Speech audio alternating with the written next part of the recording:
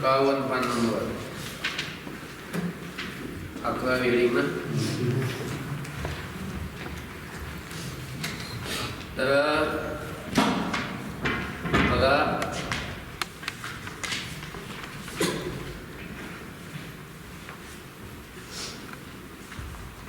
तर हा जगाचा अध्यास झालेला आहे आणि ह्या अज्ञानामुळे झालेला आहे. जगही अध्यस्तच आहे आणि अज्ञानही अध्यस्तच आहे.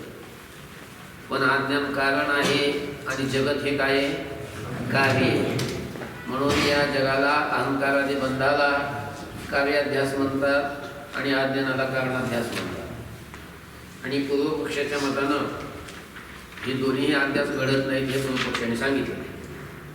पण वेदांताचं मत आहे की हे अध्यास झालेले, अहंकारादी बंधाचा अध्यास झालेला आहे आणि हा अहंकारादी बंधाचा अध्यास अधिष्ठानाच्या म्हणजे आत्मस्वरूपाच्या ज्ञानाने निवृत्त होतो आणि मगच काय होतो? मोक्ष प्राप्त होतो, असं वेदांताचं मत आहे. मग हे वेदांताचं मत खोडण्यासाठी ब्रह्मज्ञानाने मोक्ष प्राप्त होत नाही, कर्माने मोक्ष प्राप्त होतो हे सिद्ध करण्यासाठी अगोदर त्यांनी हा वेदांताचा सिद्धांत पूर्वपक्षाने खोडला की म्हटले हे जगत अध्यस्तच नाही, जगत भासलेलंच नाही. अहंकारादी बंध हा कसा आहे? सत्य. आणि सत्य असल्यामुळं या सत्य अहंकारादी बंधाच्या जगताच्या निवृत्तीसाठी आपल्याला कर्म करावं लागेल, ज्ञानाने याची निवृत्ती होणार नाही. हा लक्षामध्ये. मग हा अध्यास झालेला नाही. कशावरून झाला नाही? कारण आज कुठलंही कार्य घडण्यासाठी कारण सामग्री लागत असते. मग अध्यासाची जी कारण सामग्री आहे ती कारण सामग्री तुमच्या मतामध्ये काय होत नाही? सिद्ध होत. आणि कार्याध्यास घडण्यासाठी जी कारण सामग्री लागते ती कोणती लागते? तर सत्यवस्तू ज्ञानजन्य संस्कार लागतो आणि 3 प्रकारच्या गोष्टी लागतात.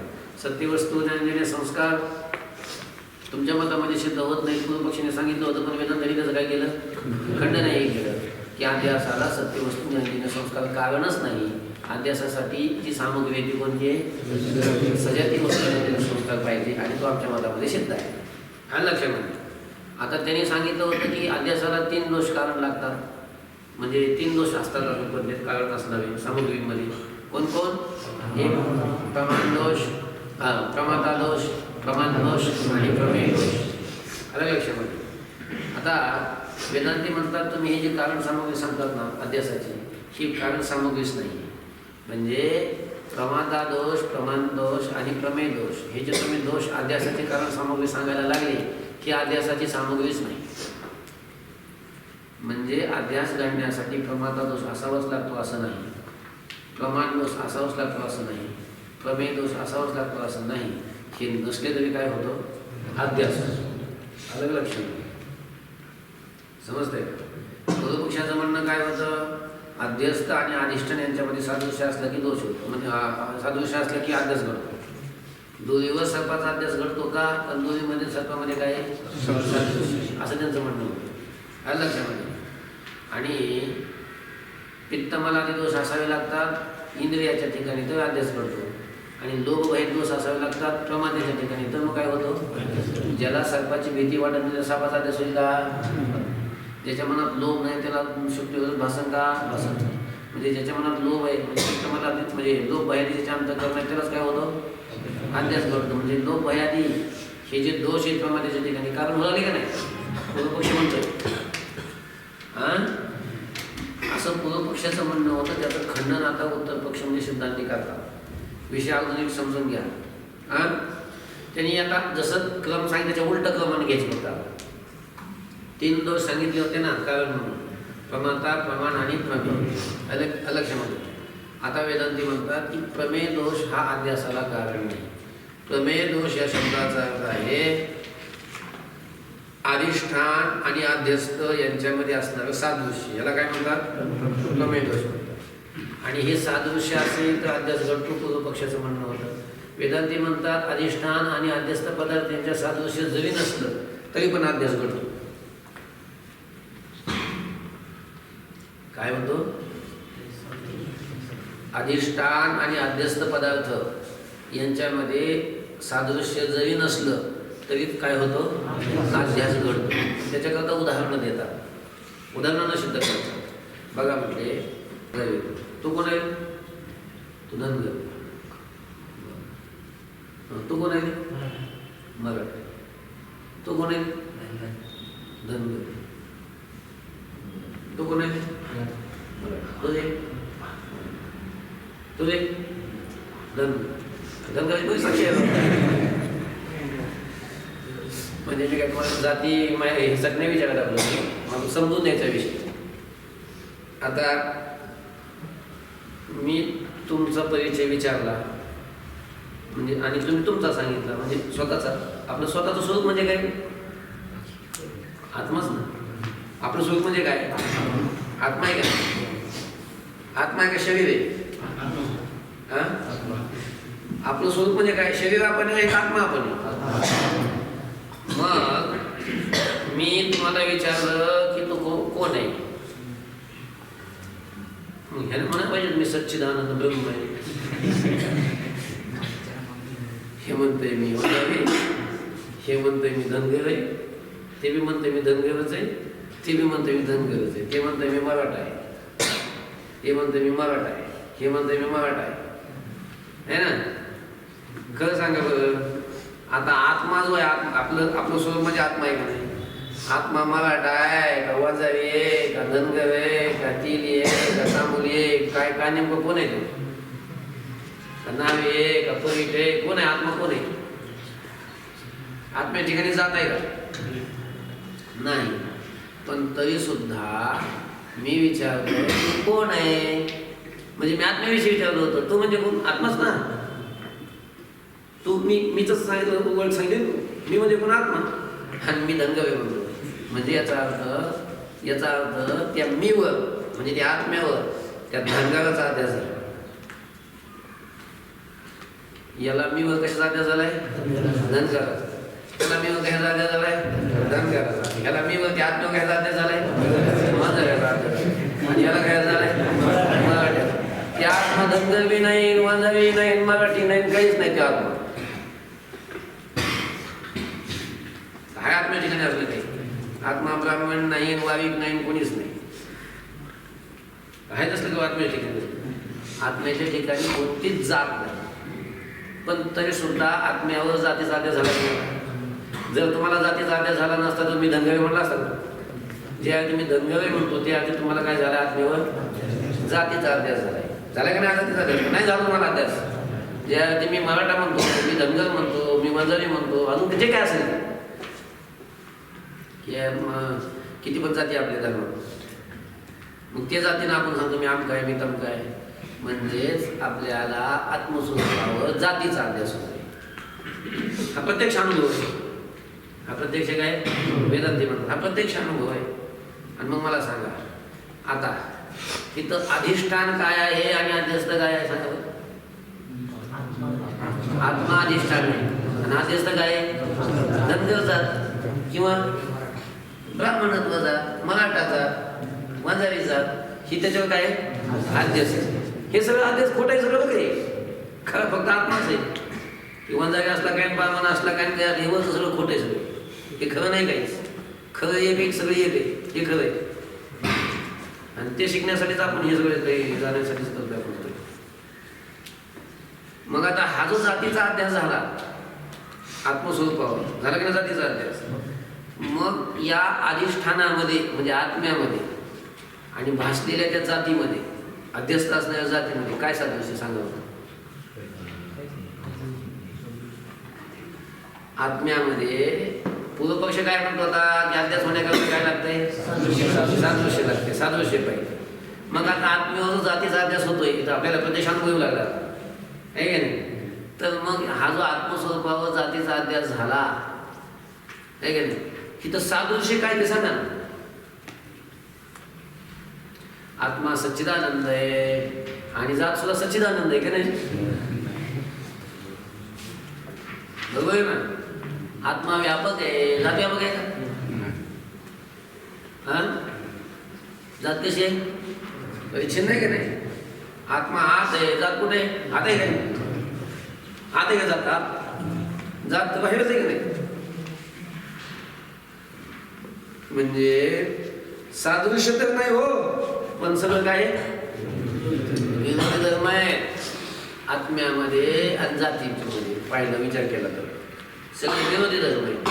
आणि विरोधी धर्म असताना सुद्धा, म्हणजे जाऊ दे विरोधीचं जाऊ दे, पण मग सादृश्य नसताना सुद्धा आत्मस्वरूपावर जातीचा अध्यास होणार लागला नाही. मग आत्मस्वरूपावर जर जातीचा अध्यास होत असेल आणि तो सादृश्य दोषा वाचून होत असेल, तर मग सादृश्य असणं हा दोष अध्यासाला कारण म्हणता येईल का? अधिष्ठानामध्ये आणि अध्यासामध्ये असलेलं सादृश्य हे अध्यासाला कारण असतं असं तुम्हाला म्हणता येईल का? नाही. हे सिद्ध केलं कोणी? लक्षामध्ये. अजून उदाहरण देतात. अजून काय उदाहरण देतात? अहो म्हटले,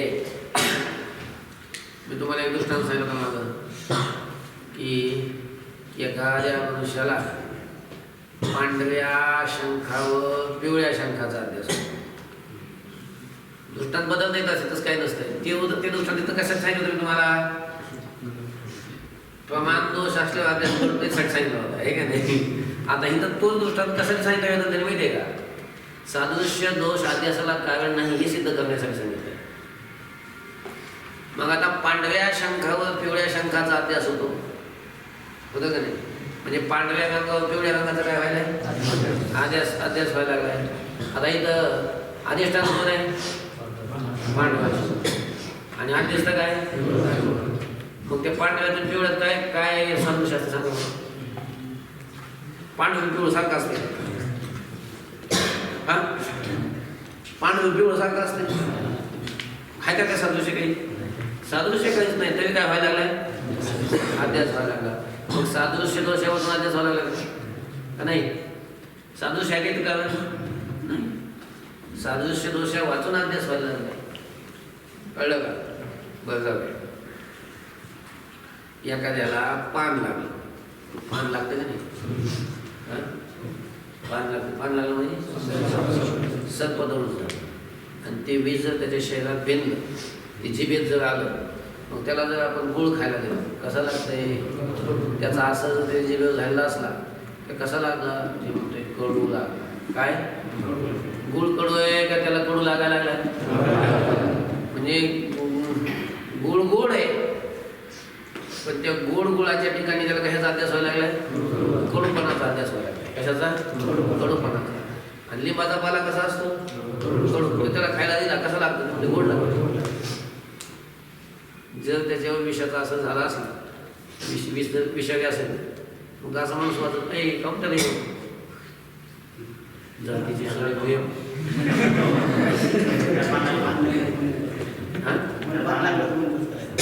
लागलो तुम्ही? अयो, म्हणूनच काळा पडला गेला.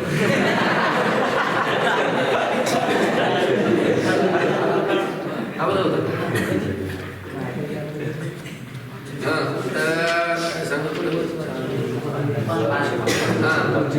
मग आता लिंबाचा पाला दिला खायला की त्याला लागतो गोड. लिंबाचा पाला कसा असतो? कडू असतो. लागतो कसा? म्हणजे कडू पाल्याच्या ठिकाणी काय अध्यास व्हायला? गोडपणाचा अध्यास व्हायला. मग आता या गोड गोड गोड गोड गुळामध्ये आणि कडूपणामध्ये काय सादृश्य? काही सादृश्य नाही. सादृश्य दोष वाचून काय होतंय? अध्यास. आलं लक्षात? आणि कडू पाला लिंबाचा त्याच्या ठिकाणी गोडीचा अध्यास व्हायला लागलाय. मग त्याला कडू पाल्यामध्ये त्या गोडीमध्ये काय सादृश्य? तरी अध्यास होते. कारण सादृश्य दोषावरून अध्यास व्हायला लागला का नाही? म्हणजे काय सिद्ध झालं? सादृश्य दोष नसला तरी सुद्धा काय होतो? अध्यास घडतो. असं वेदांत्यांनी सिद्ध केलं. अलग लक्षामध्ये काय सिद्ध केलं? सादृश्य दोष जरी नसला तरी काय होतो? अध्यास होतो. अजून किती दोष राहिले? म्हणजे दोन दोष अध्यासाला कारण आहेत अजून, आणि त्यामुळे अध्यास घडतो असं पूर्वपक्ष म्हणत होता. म्हणजे बघा, सगळे दोष 3 पाहिजे होते. प्रमाता दोष, प्रमाण दोष आणि प्रमेय दोष. प्रमेय दोष अध्यासाला कारण नाही सांगितलं, तेवढा तर वाचून घेऊन मग पुढचं सांगतो. बघा, पूर्वपक्षाचं म्हणणं काय होतं? पूर्वपक्षाचा अनुवाद करतात थोडक्यात. प्रमात्याच्या ठिकाणी लोभ भयादी, प्रमाणाच्या ठिकाणी पित्त मलादी आणि प्रमेयाच्या ठिकाणी सादृश्य, हे 3 दोष अध्यासाला कारण आहेत. आणि आत्मा व अहंकारादी बंध यामध्ये सादृश्य सिद्ध होत नाही. प्रमाता आणि प्रमाण यांचं तर स्वरूपच सिद्ध होत नाही. हा लक्षात आलं का? प्रमाता व प्रमाणाचे स्वरूपच कसे आहेत? असिद्ध आहेत, असिद्ध. म्हणून आत्म्यावर बंधाचा अध्यास नाही असं पूर्वपक्षाचं म्हणणं आहे. अरे तुम्हाला लक्षात येऊ लागले का? कळू लागले का? सोहम कळतंय का?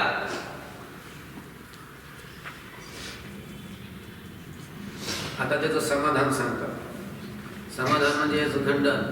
कळलं का? परंतु हे म्हणणं बरोबर नाही. का बरोबर नाही? कारण कारणाचं लक्षण सांगत असताना कारणाचं लक्षण असं केलेलं आहे मागं. ज्याच्या असल्यानं कार्य होतं, नसल्यानं होतं, त्याला काय म्हणत असतात? कारण म्हणत असतात. बघा, ज्याच्या असण्यानं कार्य होतं आणि नसल्यानं होत नाही असं कारणाचं लक्षण केलेलं आहे. जसं दंड, चक्र, कुलाल, मृत्तिका असतील तर काय होतो? घट होतो. आणि नसतील तर घट होत नाही. म्हणून त्यांना दंड, चक्र, कुलाला मृत्तिकेला काय म्हणतात? घटाचं कारण म्हणतात. म्हणून दंडचक्र हे घटाचं कारण आहे. तसं दोषत्रय नसेल तर अध्यास होत नाही असं नाही. जर दोषत्रय कारण असतील तर मग ही दोषत्रय असली तर अध्यास व्हायला पाहिजे, नसले तर मग अध्यास व्हायला नाही पाहिजे. पण हे दोष नसले तरी काय होतो? अध्यास होतो. दोष नसताना हे अध्यास घडतो. म्हणून दोषत्रय अध्यासाचे कारण नाही. आता प्रथम सादृश्य दोष जरी नसला तरी अध्यास घडतो हे सांगतो. म्हणजे सादृश्य दोष वाचून अध्यास कोठे घडतो हे दाखवतो. मग आता सांगायला लागले, आत्म्याच्या ठिकाणी जातीचा अध्यास सादृश्य दोष वाचून होतो. आत्म्याच्या ठिकाणी जातीचा अध्यास झाला की नाही? मग हा अध्यास कशाने झाला? सादृश्य आहे काही ना काही. सादृश्य दोष वाचून अध्यास होतो. ब्राह्मणत्वादी जाती हा स्थूल शरीराचा धर्म आहे का? जाती हा धर्म कोणाचा असतो? शरीराचा. कोणत्या? स्थूल शरीराचा, सूक्ष्म शरीराचा नाही. कारण सूक्ष्म शरीर आपण कोणत्याही जन्मात गेलो तरी तेच असतं. सूक्ष्म शरीर कळतं का तुम्हाला? सूक्ष्म शरीर म्हणजे आपलं अंतःकरण, आपले इंद्रिय, आपलं मन, आपले प्राण. हे मागच्या जन्मातही हेच होते, आताही हेच आहे आणि पुढेही हेच राहणार आहे. हे सूक्ष्म शरीर बदलत नसतं. जन्म बदल आपण बदलला तरी, म्हणजे शरीर हे सोडलं ना तरी सूक्ष्म शरीर तेच असतं. म्हणजे आता ज्या डोळ्याने आपण पाहतो, ही बुबळ जरी हे असली तरी आपण या बुबळाने पाहत नसतो. बुबळ ते आपलं इंद्रिय राहत असतं, नेत्रेंद्रिय. ते दिसत नाही. हे दिसतात ते हे डोळे दिसतात, नेत्र दिसत नाही. नेत्र इंद्रिय वेगळं, चक्षुरेंद्रिय ज्याला म्हणतात, नेत्रेंद्रिय ज्याला म्हणतात ते वेगळं. ते सूक्ष्म असतं, ते दिसत नाही. हे दिसतं ते त्याचं गोलक दिसतं. हे आपल्याला फक्त कान दिसतात, श्रोतवेंद्रिय त्याच्यात असतं, ते दिसत नाही. ही जीभ दिसते, जिभेवर राहणार रसनेंद्रिय कुठे दिसते? कधी कधी आंधळ्या माणसाला मोठे मोठे डोळे असतात पण त्याला दिसत नाही का? त्याचं नेत्र शक्ती कमी झालेली असते. इंद्रिय वेगळं, समजतंय का? आणि हे सगळे इंद्रिय सूक्ष्म शरीराच्या अंतर्गत आहेत. कशात आहेत? सूक्ष्म शरीराच्या अंतर्गत. मागच्या जन्मात आपल्याला तेच होते आणि पुढेही तेच राहणार, आताही तेच आहे. मग याचा नाश कधी होतो? ज्यावेळेला एकदा आपल्याला साक्षात ब्रह्मज्ञान होईल. ब्रह्मज्ञान झाल्यावर याचा बाज होतो, तोपर्यंत याचा नाश होतो. ब्रह्मज्ञान जोपर्यंत होत नाही तोपर्यंत सूक्ष्म शरीराचा नाश होत नाही. आणि स्थूल शरीराचा नाश प्रत्येक वेळेला होतो. शरीर नष्ट होतच ना प्रत्येकाचं. आता मनुष्य जन्म आहे आणि पुढच्या जन्मात जर आपण समजा एखाद्या बैलाच्या जन्मात गेलो किंवा कशाच्या गेलो तर मग आता मनुष्यत्व जाती आहे. आता ह्या शरीराची जात कोणती आहे? मग आता पुढच्या जन्मात गेलो आपण, आत्मा आहे का नाही त्या शरीरात? आत्मा तोच आहे. सूक्ष्म शरीर सुद्धा तेच आहे, पण जाती पशुत्व यायला लागली, जाती प्राप्त व्हायला लागली, जाती बदलली. मग आता जर आत्मा तोच आहे, सूक्ष्म शरीर तेच आहे, पण जाती बदलत असेल तर मग जाती धर्म आत्म्याचा आहे का? जर आत्म्याचा धर्म म्हणाला तर मग त्या शरीरात तीच जात राहायला पाहिजे, ती राहत नाही. मग सूक्ष्म शरीराचा जाती धर्म म्हणावा तर मग सूक्ष्म शरीर स्वतःच आहे, जाती पण बदलायला लागली. मग जाती का बदलायला लागली? कारण जाती याच्याकरता बदलायला आली की देह बदलायला लागला स्थूल देह, आणि त्या स्थूल देहाची जाती धर्म आहे. मनुष्यत्व हा धर्म स्थूल देहाचा. हा देह सुटला, पुन्हा जो देह प्राप्त होईल त्या देहावर पुन्हा जात ठेवली जाते. जाती हा धर्म स्थूल देहाचा आहे. तो सूक्ष्म शरीराचाही नाही आणि आत्म्याचाही नाही. आणि या जातीचा अध्यास झाला आत्मस्वरूपावर. झालाय का नाही? का नाही झाला? मग आता जातीचा अध्यास झाला याच्यात काही सादृश्य दिसतंय का तुम्हाला? काही सादृश्य नाही. एवढं विरोधी धर्म आहे. बघा, आत्म्याच्या ठिकाणी सूक्ष्म शरीराचा धर्म नाही. पुढे कसं नाही. ब्राह्मणत्वादी जाती हा स्थूल शरीराचा धर्म आहे. कोणाचा धर्म आहे? स्थूल शरीराचा. आत्म्याचा किंवा सूक्ष्म शरीराचा तो धर्म नाही. सूक्ष्म शरीर म्हणजे अंतःकरण, पंचप्राण आणि 10 इंद्रिये असा 16चा समूह म्हणजे काय आहे? सूक्ष्म शरीर आहे. स्थूल शरीरे अनंत झाली तरी सूक्ष्म शरीर एकच असतं. कळलं का?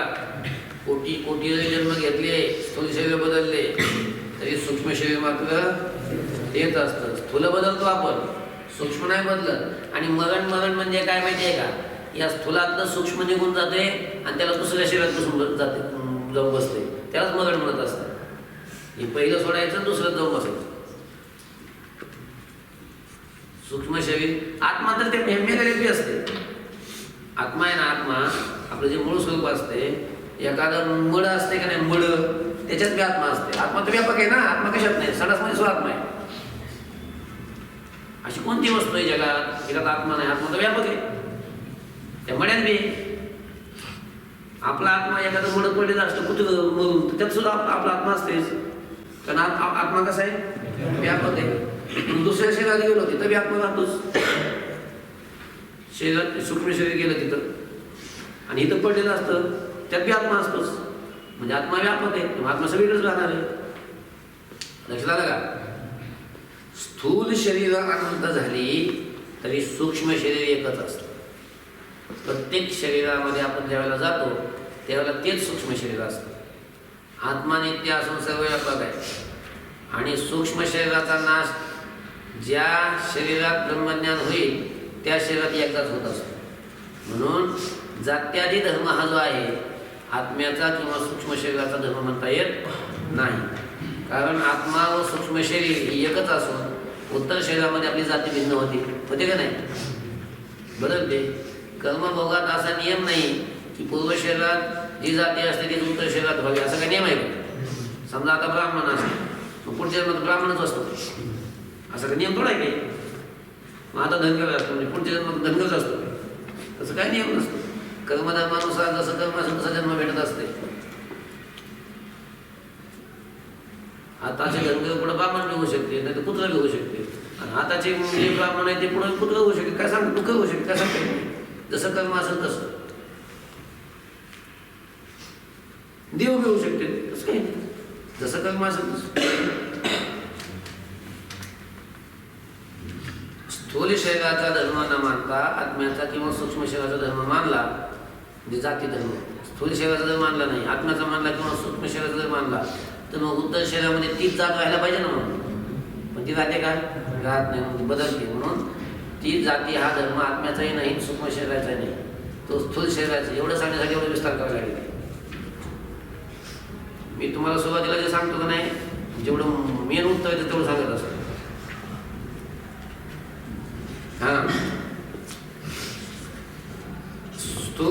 स्थूल शरीराचा धर्म न मानता आत्म्याचा किंवा सूक्ष्म शरीराचा धर्म मानला, सर्व उत्तर शरीराच्या ठिकाणी दुसरी जाती होणार नाही. मी द्विज आहे किंवा मी ब्राह्मण आहे, मी मराठा आहे, अमका आहे, तमका आहे, या पदानं आत्म्याच्या ठिकाणी ब्राह्मण, क्षत्रिय, वैश्य जातीचं काय होतं? ज्ञान होतं. या 3 वर्णाचा उपनयन संस्कार, या 3 वर्णांना उपनयन संस्कार आहे. म्हणून यांना द्विज म्हणतात. द्विज. ब्राह्मणाला उपनयन करता येतं, क्षत्रियांना उपनयन करता येतं, वैश्यांना उपनयन करता येतं, शूद्राला उपनयनाचा अधिकार नाही. म्हणून यांना उपनयन करता येत असल्यामुळं उपनयनाच्या माध्यमातून यांचा दुसरा जन्म होत असतो. म्हणून या ब्राह्मणाला, क्षत्रियाला आणि वैश्याला काय म्हणत असतात? द्विज म्हणतात. द्विज ज्याचा दोनदा जन्म झाला त्याला द्विज म्हणत असतात. आईच्या पोटातून एकदा जन्म झाला आणि संस्काराच्या द्वारा उपनयनाच्या विधीतून एकदा दुसरा जन्म होत असतो, म्हणून त्यांना द्विज म्हणतात. या कारणास्तव आत्म्याच्या ठिकाणी जातीचा अध्यास सादृश्य दोष वाचून आहे का नाही? इतकंच नाही, उलट आत्मा आणि जाती यांच्यात विरोधी धर्म आहेत. कसे विरोधी धर्म आहेत? आत्मा व्यापक, जाती परिच्छिन्न. आत्मा प्रत्यक, जाती पराग. कळतं का? आत्मा विषयी तर जाती कशी आहे? विषय आहे विषय. असे विरुद्ध धर्म असताना आत्म्याच्या ठिकाणी अहंकाराने सर्व बंधाचा अध्यास घडतो. तसंच डोळ्याच्या कावेळीमुळं शुभ्र शंकाच्या ठिकाणी पिवळ्या शंकाचा अध्यास होतो का नाही? आणि मधुर साखरेच्या ठिकाणी पित्तदोषामुळं कडूपणाचा अध्यास होतो. यांचा तापामध्ये सर्वांना काय आहे? ताप आल्यानंतर खूपच जर ताप आला माणसाला तर त्याला पण काहीच गोड लागत, साखर खाल्ली तर ती कडूच लागतं. अनुभव आहे सगळ्यांचा. पिवळ्या रंगाच्या व कडू स्वादाच्या या दोन दृष्टांतामध्ये शंखाच्या पांढऱ्या रंगाच्या ठिकाणी किंवा शर्करेच्या मधुतेच्या ठिकाणी सादृश्य दोष वाचून अध्यास होतं का नाही? आहे का काय सादृश्य या दृष्टांतामध्ये? काही सादृश्य नाही. याकरता सादृश्य दोष अध्यासाला हेतू नाही. आहे रज्जू सर्प किंवा शुक्तिविरुद्धाच्या अध्यासामध्ये सादृश्य जरी असलं, आहे का? रज्जू सर्पाच्या दृष्टांतामध्ये सादृश्य आहे आणि शुक्तिविरुद्धाच्या दृष्टांतामध्ये सुद्धा काय आहे? सादृश्य आहे. या दोन दृष्टांतावरून प्रत्येक ठिकाणी सादृश्यच असतं असा काही नियम सिद्ध होत नाही. रज्जू सर्प किंवा शुक्तिविरुद्धाच्या अध्यासामध्ये सादृश्य जरी असलं तरी सर्वच अध्यासामध्ये अधिष्ठान व आरोप यांच्यामध्ये सादृश्य नसतं. म्हणून सादृश्य हा दोष असून तो अध्यासाला हेतू आहे असं म्हणणं युक्त नाही, म्हणजे योग्य नाही. या प्रकारे करून सादृश्य दोष अध्यासाला हेतू नाही काय झालं? सिद्ध झालं. कळलं का? मी तुम्हाला अगोदर सांगितलं होतं स्पष्ट. अजून सांगू का? काही गरज नाही. हे बघा, पूर्वपक्षाचं म्हणणं असं आहे की अध्यास होण्याकरता सादृश्य दोष पाहिजे. सादृश्य दोष पाहिजे म्हणजे अधिष्ठान आणि अध्यस्त यांच्यामध्ये सादृश्य असावं लागतं, तरच काय होत असतो? अध्यास होत असतो. जसं दोरी आणि सर्प, दोरी व सर्पाचा अध्यास होतो. त्याचं कारण आहे का? दोरीमध्ये आणि सापामध्ये काय आहे? सादृश्य आहे. अधिष्ठान रज्जू आहे आणि अध्यस्त सर्प आहे आणि या दोघांमध्ये सादृश्य आहे, म्हणून दोरीवर काय होतो? सापाचा अध्यास होतो, असं पूर्वपक्षाचं म्हणणं आहे. वेदांती त्याचं खंडन करतात की बाबा अध्यासाला सादृश्य दोष लागतच नाही. सादृश्य दोष नसलं तरी काय होतं? अध्यास घडतोच आहे. आत्मस्वरूपावर जातीचा अध्यास झाला. काय सादृश्य? काही सादृश्य नाही. सादृश्य दोषामधून अध्यास झाला. पिवळ्या शंकावर पांढऱ्या शंकावर पिवळ्या शंकाचा अध्यास झाला. काय सादृश्य? पिवळ्यामध्ये पांढऱ्यामध्ये सादृश्य दोषापासून अध्यास झाला नाही. आता गोड साखर असते, गोड साखरेच्या ठिकाणी कडूपणाचा अध्यास होतो. त्या गोडीमध्ये कडूपणामध्ये काय सादृश्य सांगा? सादृश्य दोष हा अध्यासाला कारण नाहीये. जरी शुक्तिरसताच्या आणि रज्जू सर्पाच्या दृष्टांतामध्ये सादृश्य दिसत असलं तरी प्रत्येक वेळेला अध्यास घडतो, तिथं सादृश्य दोष असतोच असं नाही. म्हणून सादृश्य दोष अध्यासाला कारण होत नाही.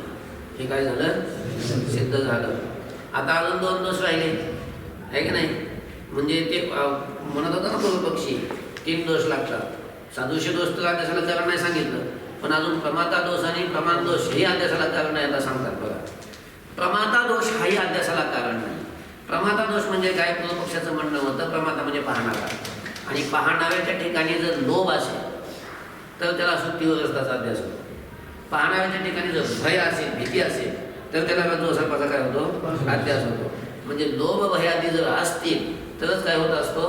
अध्यास घडत असतो, असं त्या पूर्वपक्षाचं म्हणणं होतं. मग त्याचं खंडन करताना आता ग्रंथकार म्हणतात की अरे बाबा, हे सुद्धा तुझं म्हणणं चुकीचं आहे.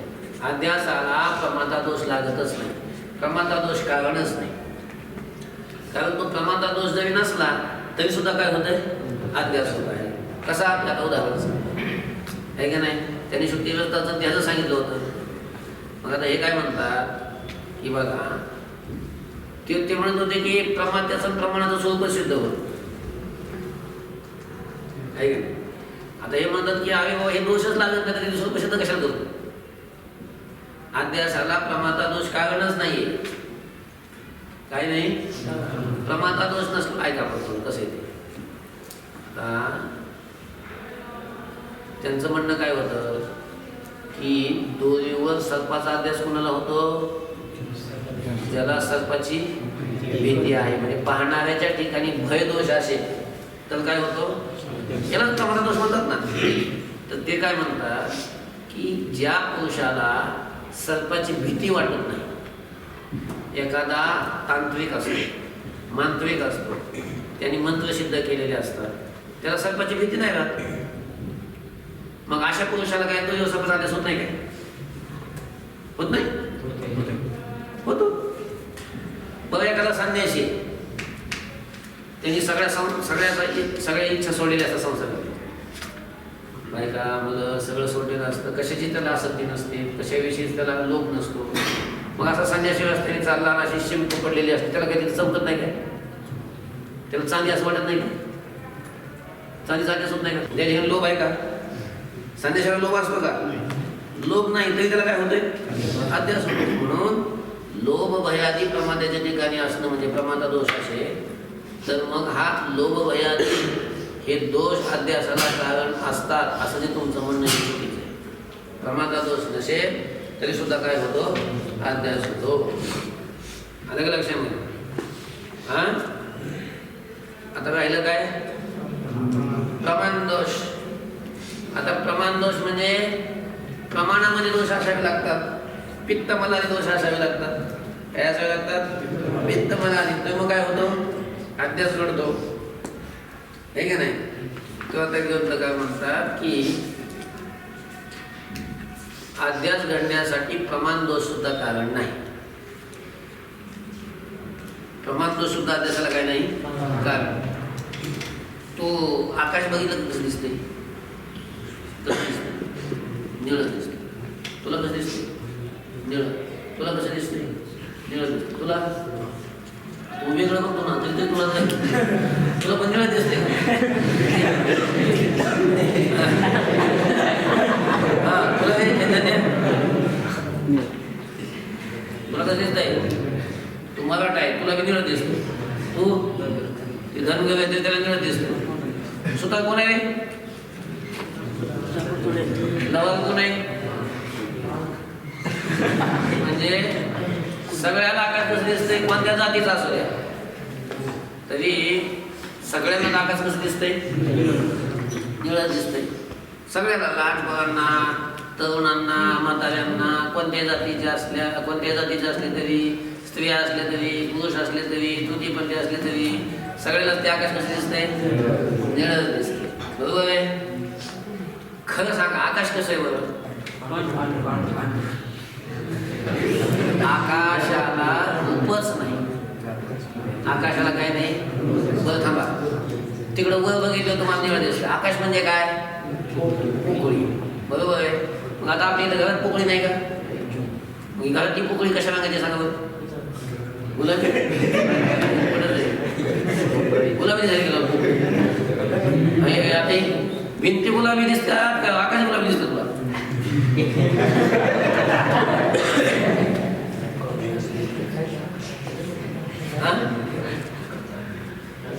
अरे आकाश म्हणजे काय? पोकळी. मग पोकळी कशी असते? गाडी ती पोकळी कशी असते? गाडी गाडी काळ असते का पोकळी काळी असते? पोकळी काळी असते.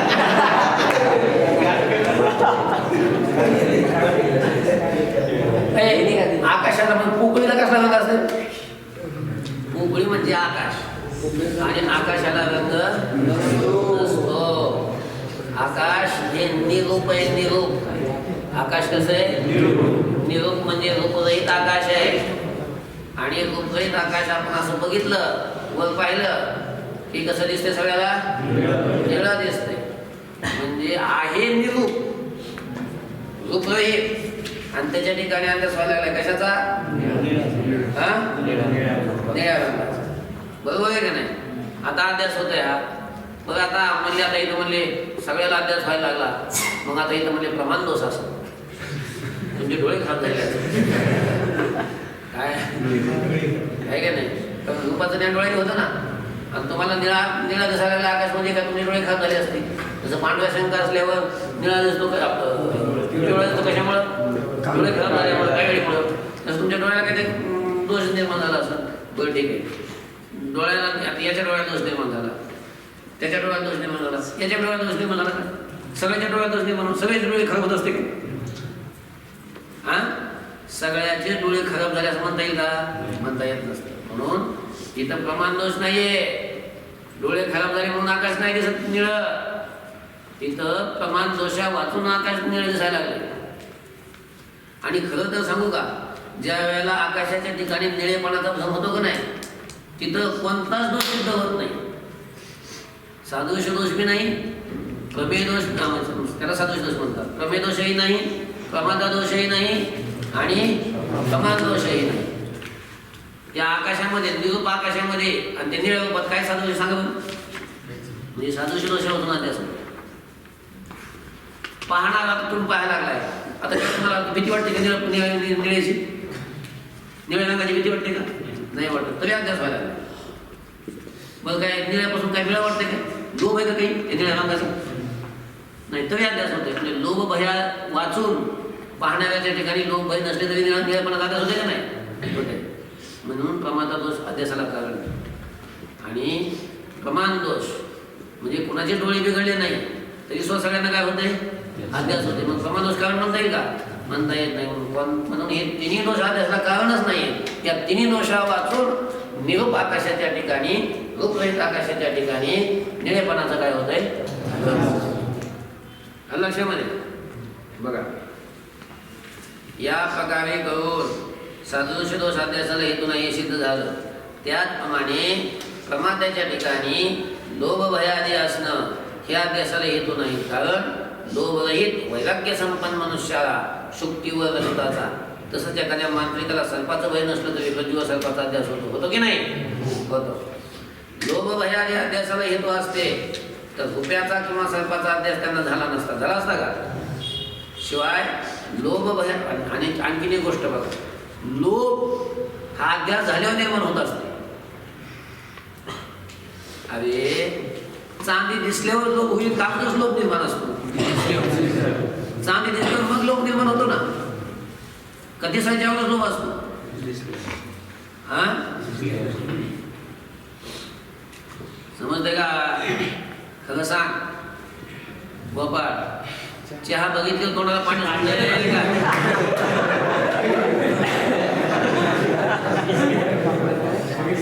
म्हणजे लोभ जो असतो तो कधी निर्माण होते? बघितल्यावर निर्माण होते, नंतर होते की नाही? ज्ञान झाल्यावर. हा, म्हणून अध्यास झाल्यावर ते विकार निर्माण होतात. त्या अध्यासाला काय म्हणतात? काय म्हणता येईल? म्हणता येईल का? हा, नाही. बघा, शिवाय लोभ भयादी विकार हे ज्ञानानंतर उत्पन्न होतात. म्हणून त्यांना रुपयाच्या किंवा सर्पाच्या ज्ञानोत्पत्तीमध्ये कारण मानणं संभवत नाही. या प्रकारे करून प्रमात्याचे लोभ भयादी दोष हे अध्यास हेतू नाहीत. हे काय झालं? सिद्ध झालं. म्हणजे प्रमादा दोष अध्यासाला कारण नाही हे सिद्ध झालं. त्याचप्रमाणे प्रमाण दोष हे अध्यासाला हेतू नाही. कारण सर्व पुरुषांना रूपरहित आकाशाच्या ठिकाणी निरूपाचा काय होतो? अध्यास. सर्वांच्या नेत्ररूप प्रमाणामध्ये पित्ताचा किंवा तिमिराचा दोष म्हणणं संभवत नाही. सर्वांना भूक लागण्याचा दोष नाही. त्याला काय, तुम्हाला भूक लागते का? लागते का? ह्याला पण लागते, ह्याला पण लागते. मग भूक लागणं दोष आहे का? पण ताप सगळ्याला येत नाही. एखाद्याला आली कसं मग तो काय? तो काय? सर्दी सगळ्याला झाली काय? पण बागेला सर्दी झाली, मग काय तो? पण सगळ्याला भूक लागते मग ह्याला भूक लागते, हा दोष आहे का? मग सगळ्याला जर होत असेल तर तो दोष नसतो. समजते का? हा, सर्वांच्या नेतृत्व प्रमाणामध्ये पित्ताचा किंवा तिमिराचा दोष म्हणणं संभवत नाही. सर्वांना भूक लागण्याचा दोष नाही, तर सर्वांना आकाश निळा दिसण्यात पित्तादी दोष नाही. म्हणून प्रमाण दोषही अध्यासाचा हेतू नाही, सिद्ध झालं. आकाशाच्या ठिकाणी नीलतेचा जो अध्यास होतो त्यामध्ये सादृश्य दोषाचाच अभाव आहे असं नाही. तर प्रमाण दोषाचा व प्रमाद दोषाचा सुद्धा काय आहे? अभाव आहे. कोणताही दोष नसताना आकाशाच्या ठिकाणी नित्यतेचा अध्यास होतो. तसं आत्म्याच्या ठिकाणी कोणताही दोष नसताना, कोणताच दोष नाही, प्रमादा दोष नाही, प्रमाण दोष नाही आणि प्रमेय दोष नाही आणि कुठला दोष नसताना आत्मस्वभाव काय होतो? बंधाचा अध्यास होतो. आत्म्याच्या ठिकाणी कोणताही दोष नसताना बंधाचा अध्यास संभवनीय आहे. या दोघांचा विचार संक्षिप्त शारीरिक विवरणादी ग्रंथात विस्तारपूर्वक करून हे दोष अध्यासाला कारण नाहीत असं सिद्ध केलेलं आहे. पण आता जाऊ द्या, लय ते विस्तार आहे मोठा, लय तो विस्तार होईल, ते विस्तार भयास्तव म्हणजे विस्तार होईल या भीतीनं त्याचं वर्णन आम्ही इथं केलेलं नाही. ओम शांती शांती.